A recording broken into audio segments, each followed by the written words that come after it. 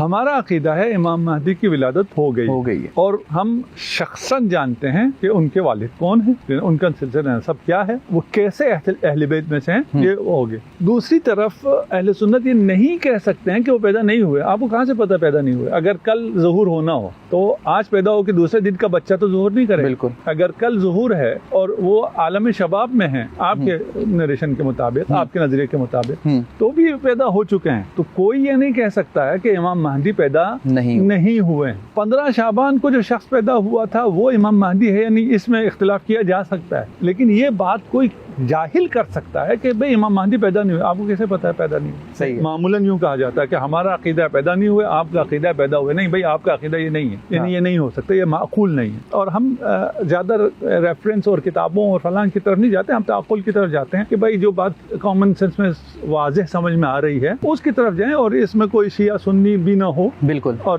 وہ جہاں پر اختلاف ہے، جس کا جو نظریہ ہے وہ ہم خود بتاتے جا رہے ہیں کہ کسی کو یہ کنفیوژن نہ ہو کہ یہ جو بات کر رہے ہیں یہ کس کا نظریہ ہے۔ اور ہم ابھی چل رہے ہیں متفق علیہ نظریات پر۔ رہ گیا کہ اگر ولادت ہو گئی ہے تو ظہور کیسے ہوگا؟ ولادت کے بعد ہی ظہور ہوگا نا، ولادت سے پہلے کیسے ظہور ہوگا، ہے نا؟ یہ پوچھ رہے ہیں نا مجھ سے جی۔ تو میں تو یہ واپس آپ سے پوچھ سکتا ہوں کہ اگر ولادت ہی نہیں ہوئی ہے تو ظہور کیسے ہوگا؟ ظہور سے پہلے ولادت چاہیے۔ ظہور کا مطلب کیا ہے؟ ظہور کا مطلب یہ ہے کہ امام ہمارے عقیدے کے مطابق موجود ہے، آپ کے عقیدے کے مطابق بھی موجود ہوں گے اگر کل ظہور ہونا ہے۔ ظہور کے لیے جو پری ریکوزٹ ہے وہ ولادت اس دنیا میں ہو، ہے نا، اور یہ مادی وجود ہو، کوئی نورانی وجود اور روحانی وجود ہو، وہ چیزیں نہیں۔ جب ہوں گے اس کے بعد ظہور فرمائیں گے۔ ظہور کا مطلب کیا ہے؟ کہ وہ اپنے آپ کو انٹروڈیوس کریں گے۔ آپ نے اپنے آپ کو انٹروڈیوس کیا، بالکل۔ میں نے اپنے آپ کو انٹروڈیوس کیا، میں فلان ہوں اور اس پوڈ کاسٹ میں بیٹھا ہوا ہوں۔ بالکل۔ میں ہوں گا تو انٹروڈیوس کروں گا، نہ ہوں تو کیسے کریں گے؟ بالکل۔ تو سوال الٹا ہو گیا۔